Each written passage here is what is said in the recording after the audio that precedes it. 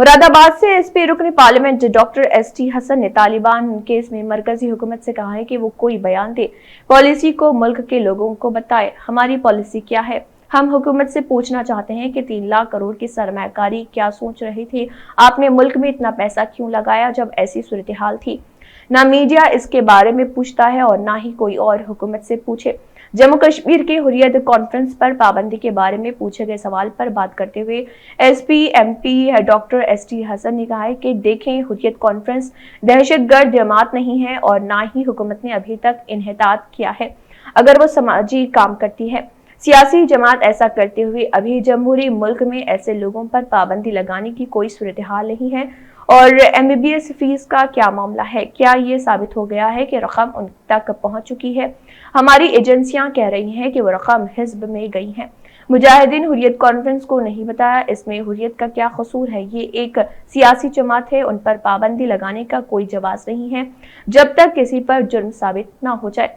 इसी तरह आजाद की मर्दमशुमारी पर पूछे गए सवाल पर एसपी रुकन ने बिहार के वफ्द की हिमायत की, जिसने वज़ीर-ए-आज़म मोदी से मुलाकात की है और बिहार में ज़ात की मर्दमशुमारी का मुतालबा किया है।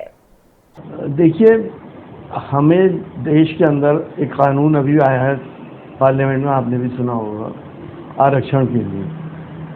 और उसके लिए कहा गया है कि स्टेट्स को ये राइट दिया गया है कि वो ओबीसी में जातियों को शामिल करें। जब उनको ये राइट दिया गया है तो वो किस आधार पे करें? हमारे पास उनकी जनगणना की तो सूची है नहीं, कौन कितना ओबीसी कहाँ पर है। उनको ओबीसी को क्या फैसिलिटीज देनी है ये हमें नहीं मालूम। हर ओबीसी ये समझती है, हर जाति समझती है कि वो सबसे ज़्यादा है। ये एक जनरल इम्प्रेशन है सभी लोगों में, उन्हें सबसे ज़्यादा हक मिलना चाहिए। तो उन ओबीसी की जब तक जातीय जनगणना नहीं होगी तो कोई आधार तो होगा नहीं होगा कि रिजर्वेशन कैसे मिले और कितना मिले, उसके आधार पर ही तो दिया जाएगा। जातिगत जनगणना, मेरा आपसे सवाल ये है कि जातिगत जनगणना ना कराने का क्या सेंस है? इससे क्या नुकसान है? कोई नुकसान है? जातियां तो हैं देश में। यह सिर्फ इस बात का डर है कि जो रूलिंग पार्टी है उनकी जाति बहुत छोटी है, माइनॉरिटी है, और वो मेजॉरिटी के ऊपर रूल कर रहे हैं। क्या इस बात का डर है? तो जातिगत जनसंख्या होना बहुत ज़रूरी है देश आगे के लिए। देश में जो भी प्रोग्राम बनाने हैं, जो भी नीतियाँ तय करनी है, किस जाति को क्या क्या करना चाहिए, उसके लिए ज़रूरी है। इसीलिए तो डिमांड की जा रही है। एक सवाल होता मेरा, आपने मुस्लिमों, पिछले मुस्लिमों के लिए आरक्षण की बात उठाई है, थोड़ा बताएंगे क्या है? देखिए, अगर आप इसका ओवरऑल देखेंगे तो देश के अंदर सबसे ज़्यादा पिछड़ा तबका मुसलमान है। कहीं भी स्लम्स में आप चले जाएं, मेजॉरिटी मुस्लिम्स की आपको मिलेगी। गरीबी आप देखेंगे तो मुस्लिम्स में ज़्यादा मिलेगी। इलिटरेसी आप देखेंगे तो मुस्लिम्स में ज़्यादा मिलेगी। क्या सरकारों का कानून के हिसाब से अंबेडकर जी ने जो कानून बनाया, क्या उसका ये जिम्मेदारी नहीं बनती कि जो सबका नीचे पहुंच गया है उसको दूसरे के समानांतर लेके आए, उसे ऊपर उठाएं? ये जिम्मेदारी नहीं है जिस तरह से दलितों को उठाया गया। सच्चा कमेटी की रिपोर्ट ने इस बात को साबित कर दिया है कि हिंदुस्तान का मुसलमान की हालत आज दलितों से ही बदतर है। तो उसको ऊपर लाने की कोई जिम्मेदारी नहीं है। उसमें भी सियासत होगी, उसमें भी हिंदू मुस्लिम करके वोट लिए जाएंगे। तो मेरी तो ये डिमांड है कि एज ए मुस्लिम कम्युनिटी को, टोटल मुस्लिम कम्युनिटी को बैकवर्ड डिक्लेयर करा जाए, और उसके बाद मजहब के नाम पे आप नहीं दे रहे हैं आरक्षण, मैं भी नहीं चाहता, लेकिन जो बैकवर्ड हैं उनके नाम पे इन लोगों को उठाया जाए और इनको दूसरे के पैरेलल लाके इनको खड़ा किया जाए, तभी देश की असल मायनों में तरक्की होगी। आरक्षण मुसलमानों को भी लाभ उतना ही मिलना चाहिए जितना दूसरों को है।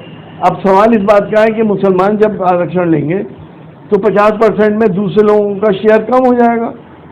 तो हमारी ये डिमांड है कि ये 50% की जो कैप लगा रखी है इसको हटाइए और इसे आप 65% पे लेके जाइए, और उन गरीबों का भी भला करिए जिनको रोटी रोजी नसीब नहीं हो रही है।